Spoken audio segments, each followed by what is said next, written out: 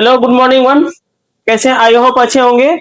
आज आप लोगों को यह संसाधन एवं विकास जो ज्योग्राफी का एनसीईआरटी का जो टॉपिक पढ़ा रहे थे, उसी क्रम में हम लोग मृदा के बारे में पढ़ रहे थे। मृदा के प्रकार में देखे थे, उनमें से 3-4 मृदा के बारे में लिखा चुके हैं। आज हम लोग काली कपास मृदा के बारे में, यानी कपास मृदा के बारे में, काली मृदा मिट्टी के बारे में हम लोग पढ़ेंगे। एक एक करके हम लोग पीछे जो देखे हैं, जलोढ़ मृदा के बाद लेटराइट मृदा नहीं देखे थे, उसके बाद लाल या पीली मृदा को हम लिखा चुके हैं। आज हम आप लोगों को काली मृदा के बारे में पढ़ाएंगे। काली मृदा क्या होता है, इसका निर्माण कैसे हुआ है, और यह भारत में किन किन क्षेत्रों में फैला हुआ है, ये इसमें कौन सी फसल उगाया जाता है, इसमें कौन कौन से पोषक तत्व की प्रधानता होती है। मतलब यह क्वेश्चन पूछेगा, सोच सकता है कि बताइए काली मृदा के बारे में आप क्या जानते हैं। तो काली मृदा के बारे में क्या जानते हैं, भारत में इसका कहां तक फैला हुआ है, इसमें कौन सी पोषक तत्व है, किस चीज की कमी है, इन सारी बातों को हम एक एक करके आपको हम बोर्ड पे लिखे हुए हैं, इसको आराम से आप देखिए, 2 बार 3 बार याद हो जाए। चलिए हम लोग पढ़ते हैं काली मृदा के बारे में। कहता है कि काली मृदा, इस मिट्टी का रंग काला उसमें उपस्थित एल्यूमिनियम एवं लौह यौगिक के कारण होता है। मतलब कहने का मतलब हुआ कि काली मृदा में जो रंग जो काला रंग का होता है, क्यों होता है, क्योंकि उसमें जो एल्यूमिनियम और लौह यौगिक के कारण इसका रंग काला होता है। भारत में यह मृदा 6.4 करोड़ हेक्टेयर में फैला हुआ है।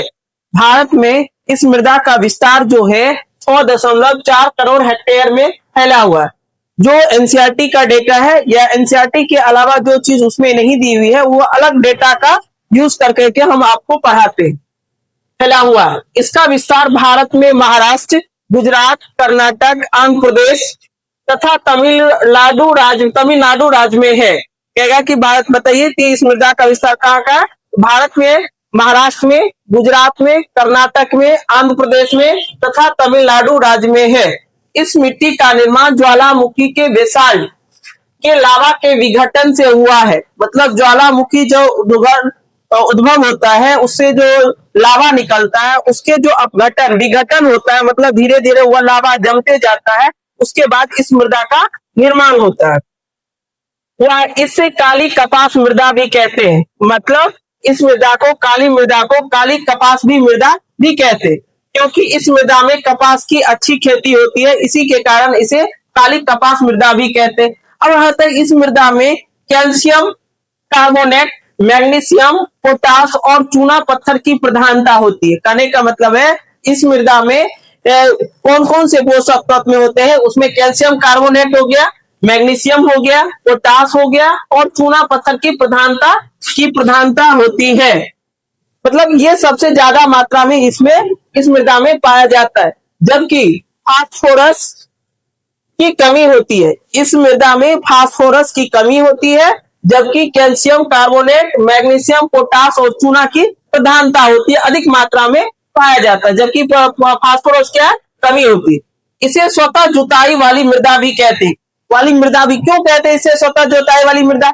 इसीलिए कहते हैं कि जब हम क्या कहते हैं, इसमें पानी नहीं देते हैं, अत्यधिक तापमान के कारण ये जो काली मृदा होती है वो फटने लगता है और फट करके दरार उत्पन्न हो जाने लगता है, और इसी के कारण दरार इतनी बड़ी बड़ी हो जाती है, इसी के कारण इसे स्वतः जुताई वाली भी मृदा कहते हैं। और जब इस मृदा में हम पानी की मात्रा देते हैं तो ये चिपचिपा भी होता है, लस्सापन आ जाता है। इसके बाद कहते हैं, जबकि फास्फोरस ये हो गया। अब इसमें काली मृदा में मुख्य रूप से हम कपास को देखें, इसके अलावे गन्ना, प्याज एवं गेहूं तथा एवं फलों की खेती की जाती है। इसके अलावे इसमें गन्ना की, फलों की और गेहूं की खेती की जाती है। आई होप अच्छे से आप समझे होंगे। एक बार 2 बार देखिएगा, आराम से समझ में आ जाएगा।